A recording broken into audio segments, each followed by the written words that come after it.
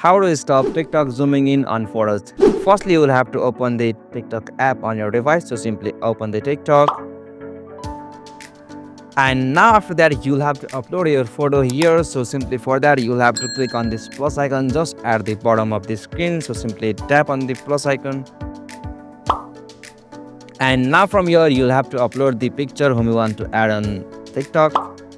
Alright, so I will choose this one.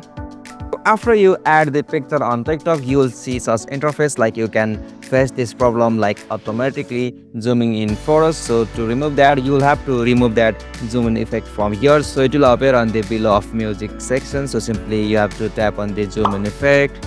And now from here, you can delete this effect. So simply tap on the delete. Okay, so from here you can see I have successfully solved this problem like TikTok automatically zooming in photos. So this is the simplest method to stop TikTok automatically zooming in photos. Hope you like this video and please don't forget to subscribe our YouTube channel for more quick and short tutorial like this. Thank you for watching this video. Have a nice day.